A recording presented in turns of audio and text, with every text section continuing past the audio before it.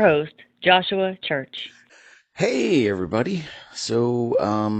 Let's talk about the Jason short film commercial whatever for Angry Orchard called Sweet Revenge. Um yeah, it's borderline fan film. It's not there's no real substance to it. There's one weird bit where the main character, and spoilers if you wanted to care, but the main girl gets dragged into the lake by Jason, and then she's just in there for hours, I guess, because it's broad daylight, and then suddenly it's night, and then she comes out with these raccoon eyes. Her eyes are blackened around her eyes, and it just looks like really overdone.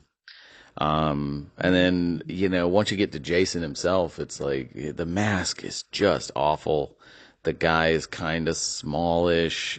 I don't know if the presence really works for me.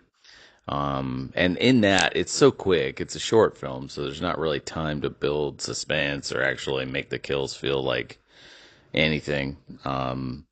Yeah, I wasn't impressed. I was just kind of like, okay, it just felt like a cheap fan film that somebody made. It just felt I don't know. I felt like it was trying too hard. There you go. That's the thing. I love Jason. I've always loved Jason. The movies are some of my favorite horror films. They're campy and ridiculous, but that just I didn't like that not one bit. But the mask looks horrible. Like yeah, I'll say that all day. It did look good. So yeah, no, not getting a recommendation from me. I mean, I just don't get it. When it comes to Friday the 13th, the formula is simple. Friday the 13th is very easy. It needs to be campy. It's best set in the 80s. The characters you should like and not like some, but they should be charismatic and interesting. Um, the vibes are important. It should feel fun. Like I said, the best Fridays were, from pretty much maybe Friday 2 on to Friday 6, I think have got the best vibes of the energy and the feeling of the movie. Fun, some laughs, some fake outs. It should feel like a little bit of a roller coaster. It gets a little intense at the end, and then that's it. But it should be fun, and I feel like the fun is definitely missing in that short film. The mask is another thing. The mask is easy.